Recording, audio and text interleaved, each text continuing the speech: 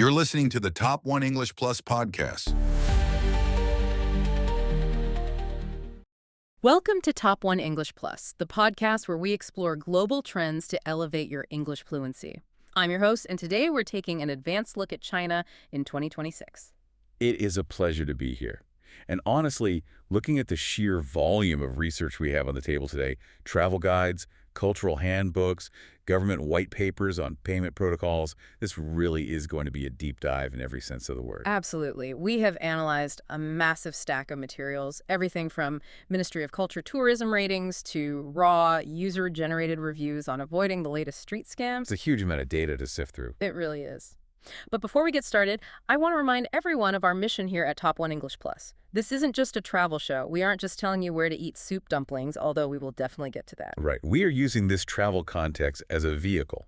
Our goal is to expand your vocabulary, specifically regarding things like digital economies, social etiquette, and heritage preservation. We want you to walk away not just wanting to book a ticket, but understanding the terminology of a rapidly modernizing society. We want to give you the linguistic tools to describe these really complex systems. Exactly. So here is the roadmap for today.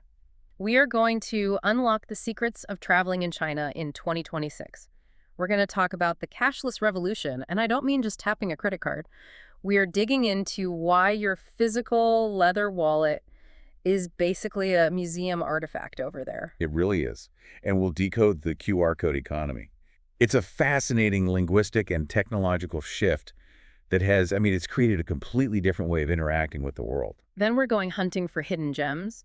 We'll explain why you might want to skip the famous Bund in Shanghai sacrilege, I know, for something called the North Bund. A great tip, that one. And we'll figure out what a 5A rating actually means. Is it like a Michelin star? Is it like a grade on a math test? It's actually much more rigorous and more industrial than that. Okay, interesting.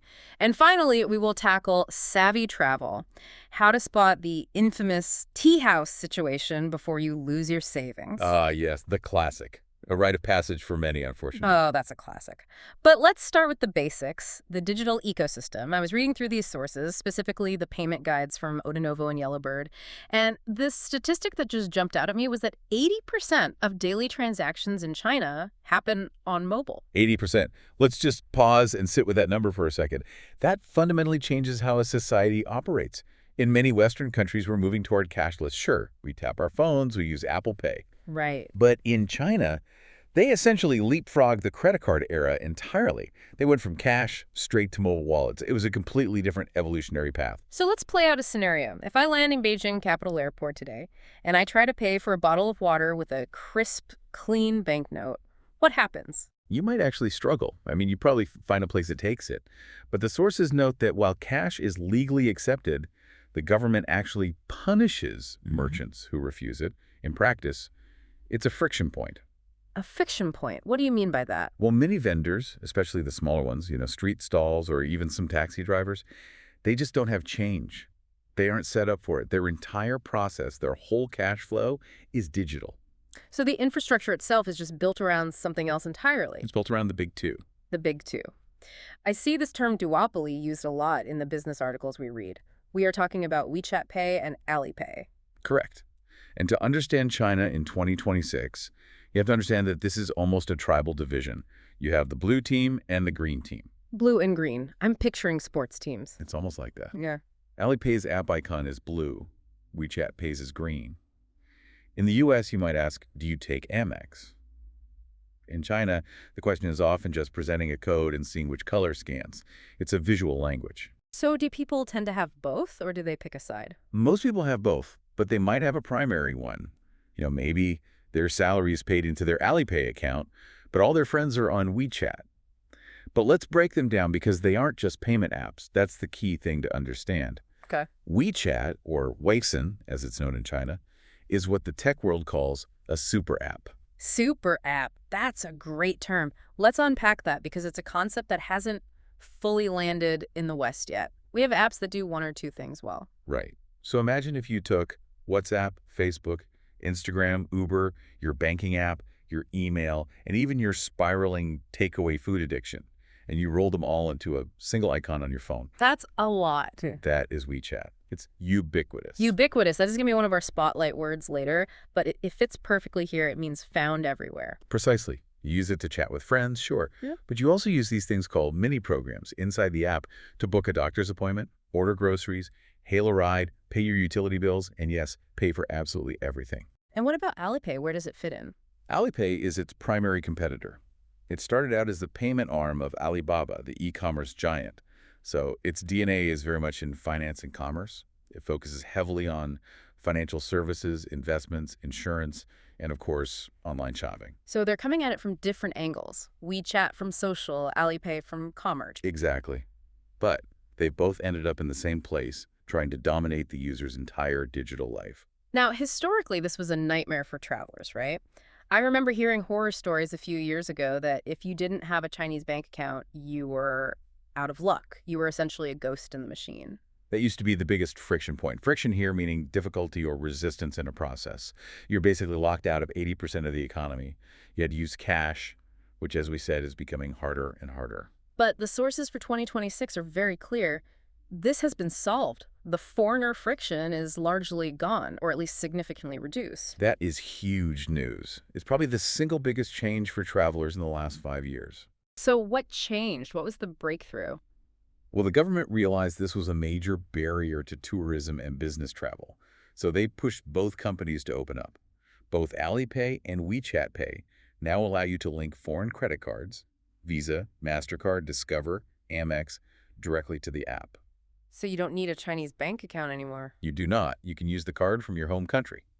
That sounds incredibly convenient, but is it just a matter of downloading the app and hitting go? I feel like there's always a catch. There is a process, and this is where the vocabulary of identity verification comes in. These sources highlight that you need to go through real name verification, and this is where a lot of tourists get a little nervous. Real name verification, that sounds intense. What does it actually entail? Is it just typing in my name? It's a bit more than that. It's a standard security protocol in China. You can't just be an anonymous user named Traveler123. You have to upload your passport details. You take a photo of the main information page with your phone's camera. Okay, I've had to do that for some hotels or apartment rentals. Right. But here's the part that catches people off guard. The liveness check. The liveness check, is that where you have to prove you aren't a robot? Like clicking on all the pictures with traffic lights? Chuckles, exactly. But it's not clicking pictures. You hold your phone up, selfie style, and the app will give you instructions. It will say, blink your eyes, turn your head slowly to the left, open your mouth. You're kidding. So I'm standing in my hotel room blinking at my phone just so I can buy a coffee. Essentially, yes. It's biometric verification. It ensures that the person holding the phone matches the passport photo you just uploaded and, crucially, is a living human being, not a static image or a deep fake. I can see how that would feel. Intrusive to Western sensibilities. We're not used to that level of verification for simple payments. It is, but you have to understand, without passing this specific biometric gate, the financial ecosystem remains locked to you. It's the key that unlocks everything else. The advice is to do this at home before you even leave, so you're not scrambling to do it in the airport.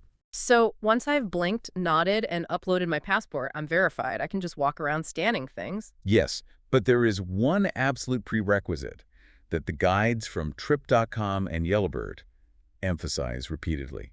You cannot be part of the digital economy if you are offline. Right. That makes sense. No internet, no payment. Exactly. Connectivity is oxygen in this ecosystem. It's not a nice to have, it's essential. You cannot hail a car, you cannot pay for lunch, you cannot translate a menu without data. And what about public Wi-Fi? Can I just hop from cafe to cafe? You'll struggle. The sources point out that most public Wi-Fi in China, in airports, train stations, cafes, requires a text message verification code. Oh, and they send it to a local Chinese number. Which you probably won't have, so you're stuck in a loop. You need Wi-Fi to get the code, but you need a local number to get the Wi-Fi. So what's the solution? The sources strongly recommend an eSIM. Yes, an eSIM is an embedded SIM card. It's a digital SIM that you can download to your phone. The advice is to buy and activate this before you even board your flight. Why not just buy a physical SIM card at the airport when I land? I usually do that when I travel to Europe. It seems simpler. You can, but in China, it involves more paperwork and time. You have to go to a specific kiosk, hand over your passport, wait for them to scan it, fill out a form, choose a plan. It can take an hour. especially if there's a line. And an eSIM is instant? An eSIM is instant. You buy it online, get a QR code, you scan it, and you're connected the moment you land. Plus, and this is crucial, many international roaming packages or specific travel eSIMs for China are configured to bypass the firewall. Ah, right. We have to mention the Great Firewall. It's the elephant in the room. Western apps like Google Maps, Instagram, Gmail, WhatsApp, they are generally blocked. If you are relying on Google Maps to find your hotel, you are going to get lost. So the map just won't load. It simply won't load. Or the GPS offset will be wrong, showing you a block away from where you actually are. It's deliberately made unreliable. So linguistically and practically, we are shifting our entire travel vocabulary. It's not currency exchange, it's linking cards. And it's not reading a map, it's using a map. A map. Correct. A map, which is also called Godo Maps, and Baidu Maps are the local equivalents to Google Maps. They're incredibly detailed, far more so than Google Maps ever was in China. Is there an English version? One source even mentioned that AMAP now has much better English support, which is a game changer. But you still need to get used to the interface. It's dense. It shows you everything, every shop, every building entrance. It's a different design philosophy. Before we move off tech, I want to touch on one more thing mentioned in the survival guide section, battery life. If my phone is my wallet, my map, my translator, my communication device, what happens if it dies? Then you are, for all intents and purposes, stranded.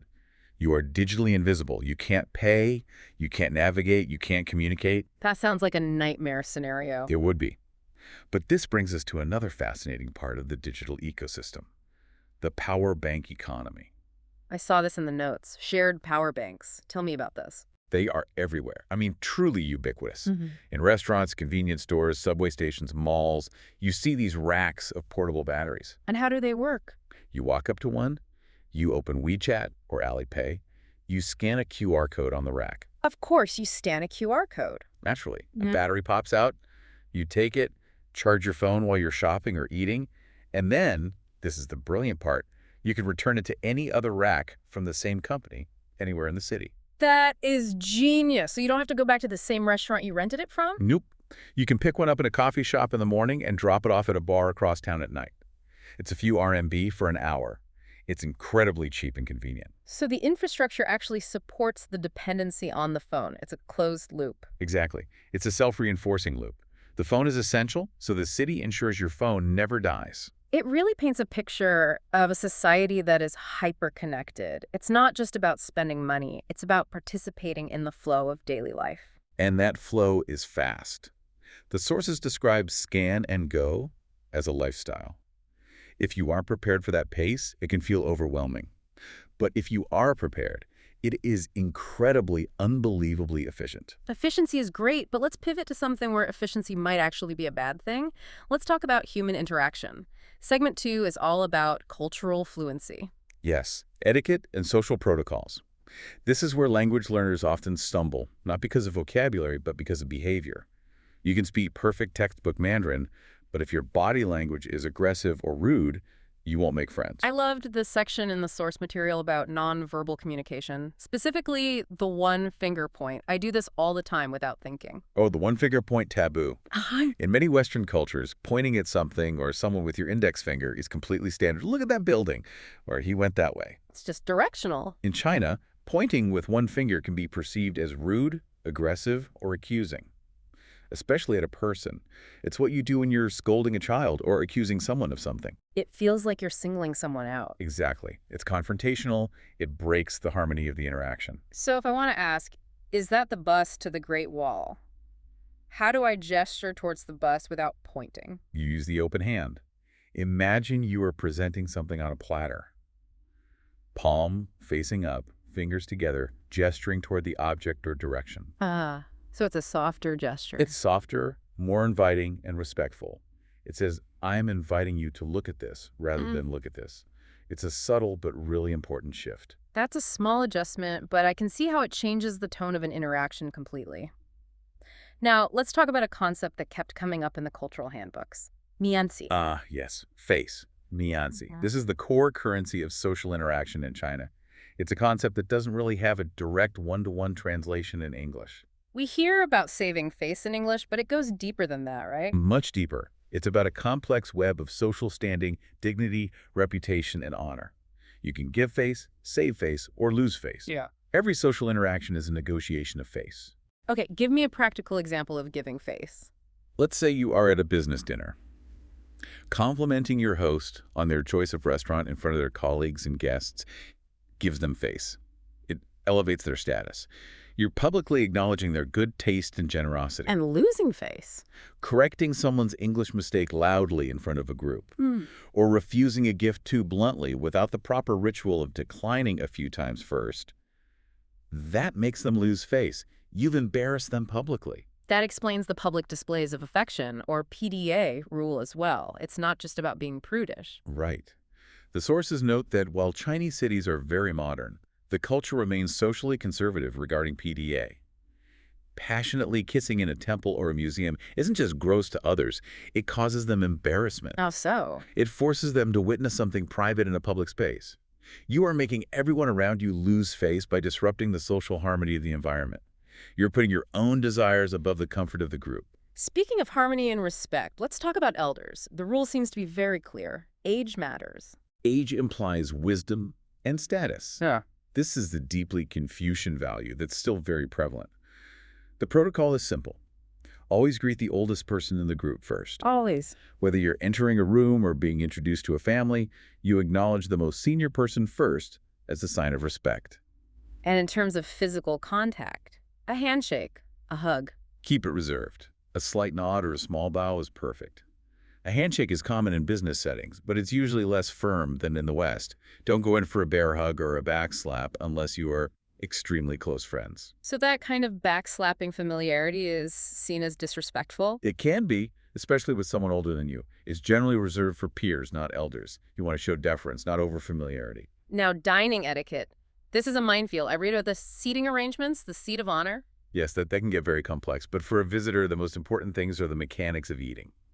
The chopstick rules. The biggest one mentioned in every single source is the incense taboo. This is critical, non-negotiable.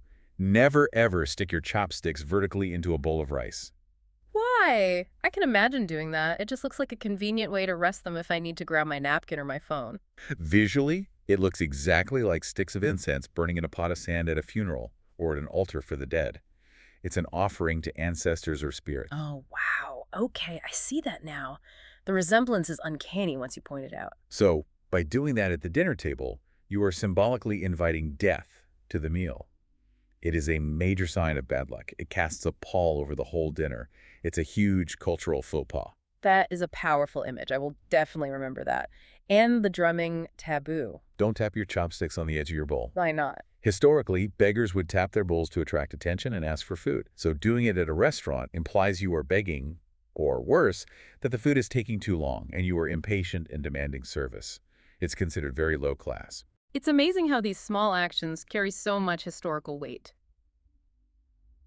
Speaking of weight, let's talk about gifts. The source material had a whole list of items you should never give someone because of linguistic puns. This is where it gets really interesting for language learners.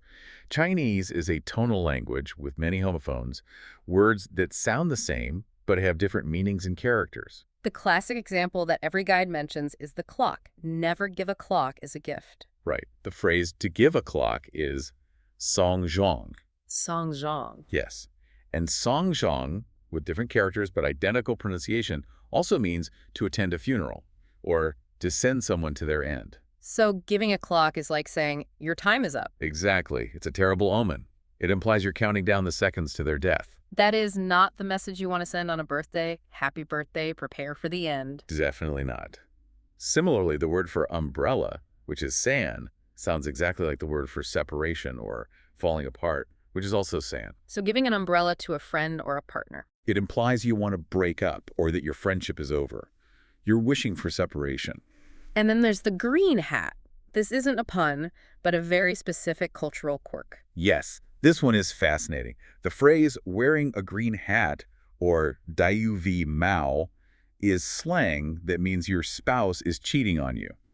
So if I see a nice green baseball cap in a market, Buy it for yourself if you really like it, but do not give it as a gift to a Chinese male friend. You're essentially calling him a cuckold in front of everyone. noted. No clocks, no umbrellas, no green hats. Let's look at numbers. We have unlucky gifts, But we also have lucky and unlucky numbers. The number 4 is the big one to avoid. The word for 4, C, sounds almost identical to the word for death, which is also C. So it's like the number 13 in some Western cultures. Exactly. You will often see buildings where the 4th floor, 14th floor, 24th floor are all skipped. Yep. Elevators will go from 3 to 5. But the number 8, that's the lucky one, right? The number 8 is the gold standard. It sounds like fa, which is part of the phrase fa kai, meaning to prosper or make a fortune. People will pay huge amounts of money for phone numbers or license plates with lots of 8s. The Beijing Olympics started at 8 p.m. on August 8th, 2008 for a reason. 88808 at 8. That's a lot of luck. An auspicious alignment. And the number 9 is also very positive. Why 9? It sounds like the word for long-lasting or eternity, Jew. That's why you see it used in imperial architecture. The Forbidden City, for example, is often said to have 9,999.5 rooms. Wait, a half room. Well, that's the legend, to represent the emperor's eternal reign, just short of the 10,000 rooms in the celestial palace of the Jade Emperor in heaven. It's all about that symbolism. That is a perfect transition to our next segment. We are going to explore those imperial sites. Segment 3, the 5A standard and hidden gems. This is a crucial concept for planning a trip. You see 5A listed on travel guides or on these brown road signs with AAA written on them. But what does it actually mean? The source from Traveloka calls it the Oscar Award of Chinese tourism. That's a good analogy. It stands for Crêpe Lait. It is the absolute highest rating awarded by the Ministry of Culture and Tourism. But here is the key that many people miss. It's not just about beauty. A mountain can be breathtakingly beautiful, but only get a 3A rating. Right, because it's about infrastructure. Exactly. It's an industrial standard. To get a 5A rating, a site needs to have excellent sanitation. And that specifically means clean, accessible toilets. It needs clear signage in multiple languages, including English. It needs convenient transportation access and rigorous safety measures. So for a traveler, a 5A rating is basically a guarantee that this place is ready for tourists, no roughing it. Yes. If you have limited time and you want a smooth, comfortable experience with good bathrooms and English signs, stick to the 5A list. It's a seal of quality control. But sometimes, the most famous 5A sites are also the most crowded. The sources gave us some incredible tips on how to reimagine the classics. Let's start with the big one, the Great Wall. Everyone wants to see the Great Wall, but most tourists, especially on package tours, are taken to battling. And the sources say bagelling is a tourist trap in the sense of the crowds. It's shoulder-to-shoulder people. One review said you're not walking on the wall, you're being carried by a river of people. That's a good description. Mm-hmm. And it's highly commercialized. There are Starbucks and Subway sandwiches there. It feels a bit like a theme park. So what's the recommended alternative? The recommendation here is Mutianyu. Mutianyu. Why is that better? It is fully restored, so it's safe and beautiful, just like Badilling. But it's slightly further from Beijing, which filters out some of the larger tour bus crowds. Plus, it has a unique feature mentioned in all the guides, the toboggan. A toboggan. I saw pictures of this. You hike up or take a cable car, and then you slide down the mountain on a metal luge track. Yes. It sounds a little gimmicky, but the reviews say it is incredibly fun. It offers a different perspective on the scale of the wall. You are literally sliding through history. For hikers, there are even wilder, unrestored sections like Jiangku, but that's for serious trekkers. I love that toboggan idea. Now, the Forbidden City. This place is massive. 9,000 rooms. It is overwhelming. The tip here is about managing that scale. Most people walk the central axis from the Meridian Gate straight through the major halls to the Imperial Garden at the end. That is where 90% of the crowds are. So you're just stuck in a bottleneck. Exactly. The sources suggest ducking into the side halls and exhibitions. The Gallery of Clocks is specifically mentioned as a highlight. The Gallery of Clocks, despite the taboo of giving them as gifts. Chuckles, yes. The emperors loved collecting intricate mechanical clocks from Europe. They were seen as marvels of technology, not bad omens. It's a fascinating collection of incredible craftsmanship, and it's usually much, much quieter than the Hall of Supreme Harmony. That's a great tip. And there's a crucial logistical tip for the Forbidden City, booking. You must book online, days, sometimes weeks, in advance. Tickets sell out instantly, especially on holidays.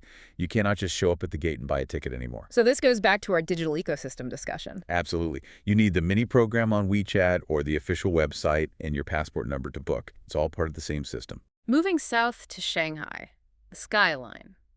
The Bund is the famous spot, right? The waterfront promenade with the colonial buildings on one side, facing the futuristic towers on the other. The Bund is iconic. It's a must-see. But it is also chaotic. You are fighting thousands of people for a selfie spot. The sources reveal what one called a secret shared only by a select few. The North Bund. Yes, it's just a few metro stops away on the same side of the river. It offers the exact same panoramic view of the Lujiazui skyline, the Pearl Tower, the Shanghai Tower, but it is described as quiet and tranquil. One reviewer called it their private observation deck. And that's the feeling. The atmosphere is completely different. Instead of tour groups with megaphones, you have joggers, locals flying kites, and quiet coffee shops where you can sit and just take in the view. It connects to that idea of being a smart traveler. You see the same sights, but you change the angle slightly to completely improve the experience. That's it, exactly. Now, let's leave the cities. The sources mention some nature spots that honestly sound like they are from another planet. Juzaigu National Park. Juzaigu is stunning. The source compares it to Avatar-style landscapes. I thought Zhangjiajie was the Avatar Mountains. Ah, good point. Zhangjiajie has the tall, pillar-like mountains that inspired the floating mountains in the movie. Juzaigu is famous for its water. Go water. Unbelievably colorful lakes, deep blue, turquoise, emerald green, and dozens of waterfalls. The water is so clear due to high mineral content that you can see ancient trees that have fallen and been preserved perfectly at the bottom of the lakes. The sources mention the seasons are really important here. Autumn is the peak season because the leaves on the surrounding mountains change color, creating a reflection in the vibrant water that is just incredible. But it's also the most crowded and expensive time. But the source also suggests winter. Wouldn't it just be frozen and gray? It is cold. But the waterfalls freeze into these massive, beautiful blue ice curtains. The lakes don't completely freeze over, so you get this contrast to the blue ice and the turquoise water. And the prices are lower, and there are far fewer people. If you want pristine, another vocabulary word, nature without the crowds, winter is the time. Okay, that sounds amazing. We also have Zangi Danxia, the Rainbow Mountains. This is a geological marvel. Layers of different colored sandstone and minerals have been pushed up over millions of years, creating these stripes of red, orange, yellow, and green across the mountains. So it looks like someone painted the earth. It does. It creates a surreal, almost Martian landscape. It's a photographer's dream. And finally, Dosh and Yading, the last Shangri-La. This is for the more adventurous traveler. It's high altitude in the Tibetan Autonomous Prefecture of Sichuan.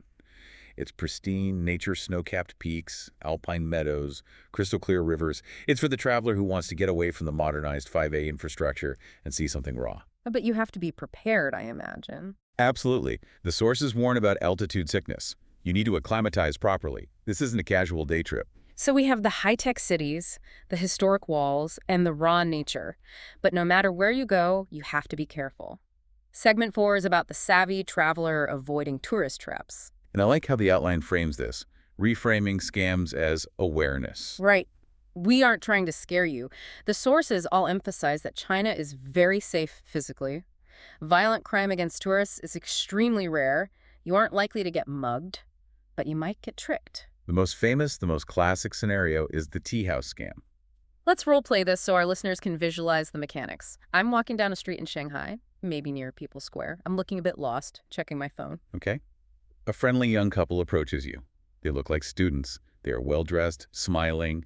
They speak excellent, maybe even slightly rehearsed English. They say, "Hello, are you visiting China? You look a little lost." And you, wanting to be polite and open to local experiences, say, yes, you are. They ask where I'm from. I say, the UK. They're very excited. Oh, we love Harry Potter. We are students from Xi'an. We are visiting Shanghai too, just for the weekend. This is the warm-up. Yeah. They are building rapport. They establish that they are also tourists, so they aren't locals trying to sell you something. They are just like you. They create a false sense of security. It feels safe. It feels spontaneous. Then comes the hook. They say, we were just going to a traditional tea ceremony nearby to experience some culture. Our professor recommended it. Would you like to join us? It would be great to practice our English with a native speaker. And I think, wow, this is serendipity, a real cultural exchange. This is what travel is all about. So I go. You go to a secondary location? That's the first red flag. It's a tea house, usually down a quiet alley. You go into a private room, you drink some tea, it's nice. You chat about your travels, your families, it all feels very genuine. Then the bill comes. And the bill is for 5,000 RMB. That's about $700 US. What? For a few cups of tea? For special, rare tea that you supposedly ordered. And suddenly, the friendly student's demeanor changes. They look at the bill and say, "Oh, this is expensive, but it's the custom we must pay." They quickly pull out their cash and pay their share. Now everyone is looking at you. A large waiter might be standing near the door. This is the pressure. They use social pressure, that concept of mianzi or face against you. You don't want to cause a scene. You don't want to look poor. You don't want to be rude after they've been so nice. Exactly. So most people, flustered and embarrassed, pay just to get out of the situation.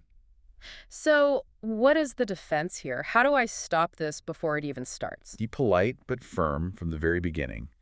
The source suggests saying, "No thank you," or "I have plans."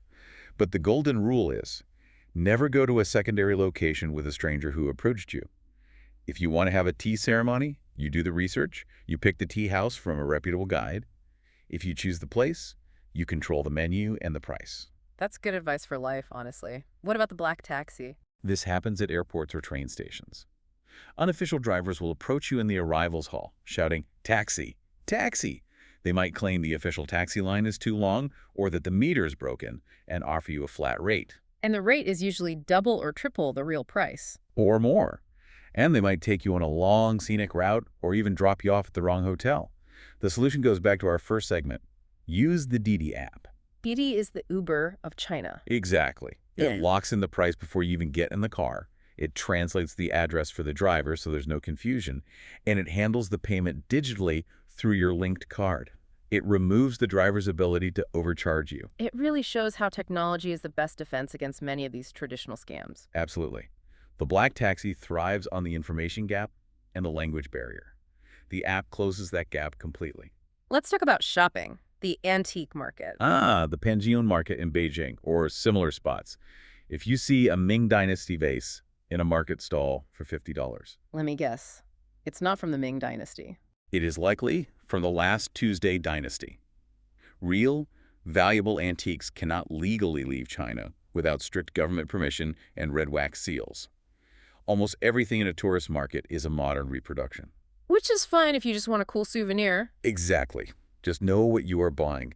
Don't think you are discovering a lost treasure, and you must bargain. The guide says bargaining is expected in markets, but not in malls. Right. Don't try to bargain at the Gucci store in a Shanghai mall. They will look at you like you are crazy. But in a street market or a stall in a tourist area, absolutely, it's part of the transaction. What's the strategy? The prices seem so inflated to start with. They are. Start at 30% to 50% of the initial asking price. It feels aggressive if you aren't used to it. The vendor will act shocked, insulted, maybe even angry. That's all theater. It's purely theater. It's part of the dance. They'll tell you about their starving family. You hold your ground with a smile. The key is to be willing to walk away. If they let you walk away, your price was too low. If they call you back as you're leaving, you know you're in the right ballpark. One last trap. Dining extras. This is a small one, but it catches everyone. You sit down at a restaurant. There is a plastic-wrapped pack of tissues on the table, maybe a small bowl of peanuts or pickled vegetables. I assume they're complimentary, like bread rolls in some Western restaurants. Never assume. In China, napkins, the tissues, are often not free. That pot of tea they poured for you the second you sat down might not be free. The appetizers, also probably not free. So what do I do? Ask immediately, is this free? Zege Bianfei Mag. No. Or just know that they'll likely be added to the bill. It's usually a small amount, maybe 2 or 3 RMB for each item, but it catches people off guard and feels like a hidden cost if you're not expecting it. It's those little details that make the difference between a confused tourist and a savvy traveler. It really is. It's about engagement, being aware of your surroundings and the local customs. We have covered so much ground today, from the biometric security of WeChat to the quiet corners of the North Bund. I want to take a moment to solidify some of the high-level English vocabulary we've used today. This is our segment 5, Vocabulary Spotlight. Excellent idea. Let's review. The first word that came up again and again is ubiquitous. Ubiquitous. It's an adjective spelled ubiquitous. It means present, appearing, or found everywhere. We used it to describe QR codes in China. They are truly ubiquitous on menus, on shared bikes, on street signs, even on the collection bowls of street performers. You cannot escape them. Great. Word number 2, etiquette. Etiquette, a noun. Etiquette. It refers to the customary code of polite behavior in society or among members of a particular profession or group. We discussed the etiquette of using chopsticks, not sticking them in your rice, and the etiquette of exchanging gifts. Mastering the local etiquette helps you show respect and avoid, the green hat situation. Definitely want to avoid that. Third word, exorbitant. Exorbitant, an adjective. Exorbitant.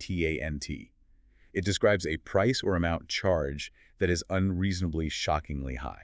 In tea house scam, the bill you receive is exorbitant. It's not just expensive, it's so high that it's clearly designed to exploit you. Word number 4, pristine. Pristine, adjective. Pristine. It means, in its original condition, unspoiled, clean and fresh as if new. We use this for nature reserves like Judaegu or Daosheng Yading. The landscapes are pristine, largely untouched by development, and the water is pristine, meaning it's crystal clear. And our final word, immersive. Immersive. Adjective. Immersive. It describes something that provides information or stimulation that deeply engages your senses or emotions. We didn't use this one as much, but a good travel experience is an immersive one. Staying in a traditional water town or watching a large-scale outdoor performance is an immersive experience. You feel like you are inside the culture, not just looking at it from the outside. I love that word, immersive. That is what we want travel to be.